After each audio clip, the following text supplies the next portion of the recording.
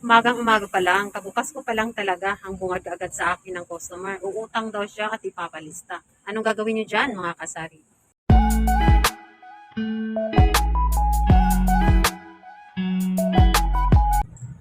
Hello everyone, good morning po sa inyong lahat. So for today's video, gusto kong i-share sa inyo yung kanina nag-open ako. Ka-open ko lang talaga, sin kabukas ko pa lang. Hindi ko pa nakita, hindi ko pa natanggal yung aking mga takip sa bigas, takip sa mga itlog, yung mga mantika natin and everything na kailangan natin in safety. Kapag gabi, may lumapit na kaagad na customer. Ayan. So lumapit sa akin, sabi niya, tita, pwede kong utang. Utang na ako ng ice. Sus Mariosep, mga kasari. Ang uutangin pa naman niya sa akin is ice. And bigas daw. Ice, bigas, and itlog. So ngayon, sabi ko, ay sorry talaga ha. Kasi umaga-umaga pa. Hindi pa tayo pwedeng magpapakuha. Dahil wala pa tayong mga buwan na mano. O di ba mga kasari, masama ba yun? Yung sinasabi ko, hindi ko muna pinapakuha kasi wala pa akong buwan na mano. Ayan. So tayo ay nagde-negosyo. So dapat buwan na mano muna bago yung magpapautang. Kasi ang hirap kapag ang tindahan natin ay naumpisahan na ng utang na umagang-umaga pa lang. And guess what mga kasari, ang utang niya sa akin is yung ice. Alam mo ba ang kasabihan sa isang ice, mga kasari? Yan ay natutunaw. So, ibig sabihin, kapag sa negosyo naman, ay matutunaw ang negosyo natin sa buong araw, wala tayong kikitain. Ayan, so sa akin palagay lang yun mga kasari. Ang ice ay hindi magandang pinapautang sa umaga. Kasi ang ice ay natutunaw yan. So hindi magandang para sa akin. Hindi magandang papautang natin sa ating tindahan ng ice na umaga-umaga pa lang. Ayan, so sabi ko sa kanya, in a nice way ko naman sinasabi mga kasari na bawal ang utang kasi walang akong buwan naman. So wala naman hindi naman nagagalit sa customer, no? So balik umalis na lang siya. Ay, sorry po, tita. Ayan. So kayo ba mga kasari dyan sa inyong tindahan, kamusta? Meron mo bang ganun? Na pabukas mo pa lang, bubungad ka agad yung utang. So ano bang gagawin mo? Magtataray ka ba o ano? So syempre ako is natural lang, no? Syempre ako ang may-ari dito sa tindahan. Hindi ko gusto, ka-open ko pa lang, ay umpisahan na ng utang. So ayan, sinabi ko sa customer na yun na nga, hindi muna uutang kasi wala pa tayong buena mano. Si customer kasi mga kasari, kapag uutang sa ating tindahan, parang ang bigat-bigat kasi ng grasya. Parang ang bigat-bigat ng customer. Parang ang hirap masundan ng umipili kapag sinasanay natin ng tindahan natin ay inuutangan. So, para sa akin kasi mga kasari, parang hindi magandang utang na umaga pa lang, wala ka pang buwan naman, no? Tapos uutang na si customer sa'yo. Tapos, parang ang bigat. Sa inyo ba mga kasari, comment down below. Ano mo bang palagay ninyo dyan kapag wala ka pang benta, tapos ayun na, umpisa ng utang sa tindahan mo, kasi papalista na. Tapos ayan pa yung, yung pabalik-balik. Isang tao lang yan, pabalik-balik, utangan kung ano-ano sa tindahan mo. So parang ang bigat sa negosyo.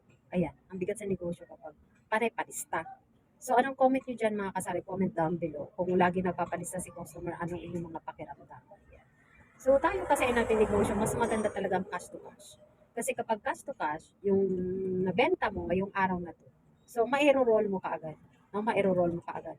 Tapos, kung ano yung mga wala, pwede mong mabili ka agad, mabili mo kaagad. Unlike kapag nagpapautang ka at inuutang sa'yo ng 2 weeks, 1 week, ayan, ililista mo. So, halimbawa, umaabot yung utang na yun ng 1,000, 2,000 plus, isang tao lang, no? Iisang tao lang. Tapos, imbis na yung pera na yun is tumubo pa kasi na-enroll mo nang na-enroll ang benta na yun. Salip kung binayaran na niya yun sa'yo, na-enroll mo nang na-enroll, so dumadami pa ang ating mga paninda.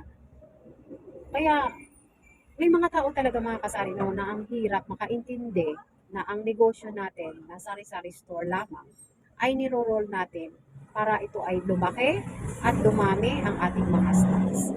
Kasi nga naman ang ating tindahan is maliit lang, no? Hindi po pwedeng pautang ka ng pautang. Yun nga mga sari-sari, yun nga mga department store, yun mga grocery store. Pwede ba yung kulang ng piso dyan? O kulang ng, let's say, uutang ka sa kanila at sasabihin mo na ipabalista mo lang, pwede ba? Di ba? So yung department store, yung mga grocery store, hindi nga pwedeng utang eh. Oh. Ayun, sige. Example na lang natin, sa grocery, nagpapailista. Ayun, at least si ilista na yan ay may tubo. No? May tubo si ilista. E tayo, sila, kapag uutang sila dito sa ating tindahan, pwede ba yung tubuan natin o lakihan natin? Hindi naman pwede. Patungan natin ng 5% o let's say, additional 5% sa the whole amount na inutang nila sa atin for the whole 1 week or 2 weeks. Pwede ba yung ganun?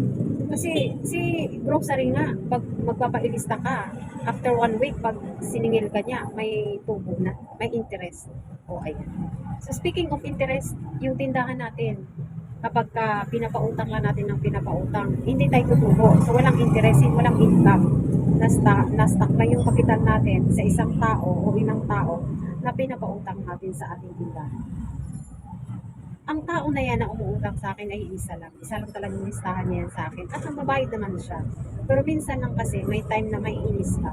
Kasi wala ka pang buena mano, uutangan ka na. One time nga mga kasari, no, nung kumuha yan siya dito sa akin, wala pa talaga akong buena mano, soft drinks.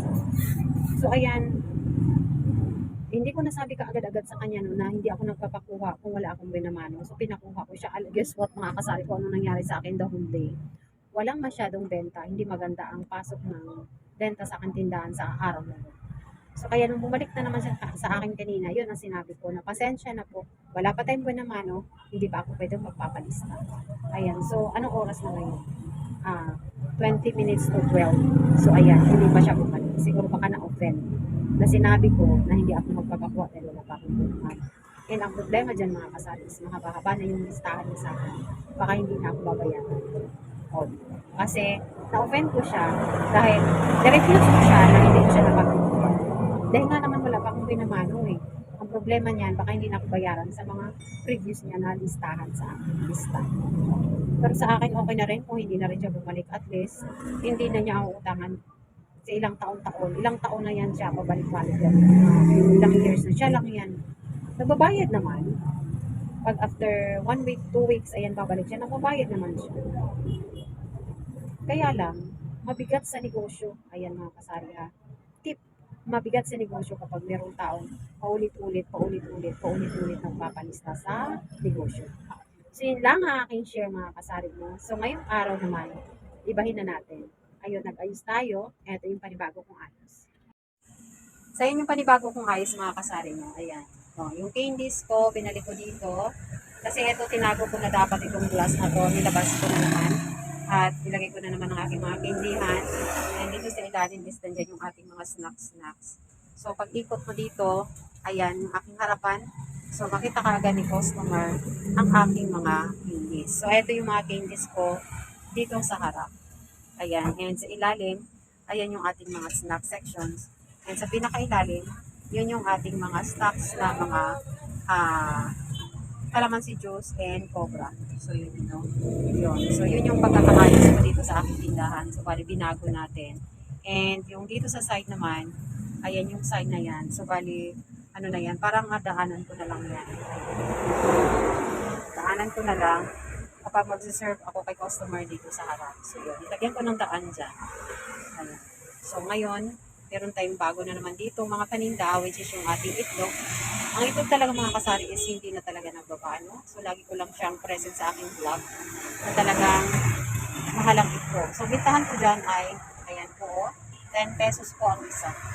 And wala na pala tayong ating mga sibuyas and kamatis. Kahapon na ako bumili. Ito na naman ang natira, wala na, no? So, kailangan na naman natin mag-refill dyan. And yung ating mga sugar, ayan, kailangan na namang mag-refill. So, yun yung mga nabago dito sa aking tindahan. Yung daanan dito sa aking harapan. Ayan. And so far mga kasari, naging maganda siguro ang ayos ko at nagustuhan ng mga customer natin. So, lagi na silang bumibili sa aking tindahan. Ayan. So, sinisave ko lang mga kasari ang aking mga, ang mga gatas natin para iwas lugi kung halimbawa meron tayong bisita sa ating tindahan. Pero so far, wala na akong bisita. Tagal na. Matagal na wala nang bisita dito sa aking tindahan, no? Wala na tayong nadadamage. So, thank you talaga kay Lord. Talagang sinusubaybayan man, inaalalayan tayo sa ating pagninegosyo na wala yung mga lugi natin ng mga ngat-ngat na mga bisita. Ayan, so nawala sila. So, paano ko ba naiwaglit o naiwala yung mga yun? Meron kasi kaming ginagawa dito sa aming tindahan na kapag may bisita, hindi na siya, bago pa lang siya makaalis sa kanyang kinalalagyan ay na-dead na siya. Na-deado na mga kasari. Nawala na siya. Hindi na siya makahinga. So, meron kasing mga pinapakain na pag kinain pa lang niya is talagang very effective.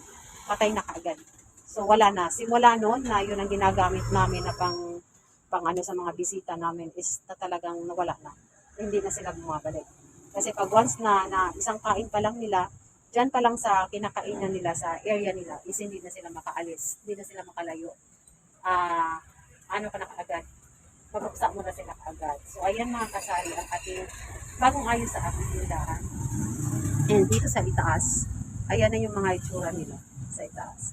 So yun, ang partner ko ngayon ay pinapabili ko ng mga powders kasi kulang na yung mga powders dito sa ating tindahan. No? Mas mabenta yung mga powder ngayon, usong-uso ang mga laba. Kaya konting-konti na lang yung powders natin dyan sa side. And yung mga downies natin, kailangan na nating mabilhan ulit. So yun, ang ating rice naman ay so far, meron pa tayong rice dyan sa side. So, ito na lang po ang aking share ngayong araw na to. Thank you so much guys for watching. Maraming salamat po sa aking mga subscribers. Mega love shoutout po sa inyong lahat. So, next tayo ay magkukuha ng list para shoutout sa ating mga subscribers dyan, ng mga bagong dating sa ating channel. So, maraming salamat po uli and see you again sa aking next na video. Bye and happy selling po sa aking mga kapwa kasari-sari store owner. God bless everyone.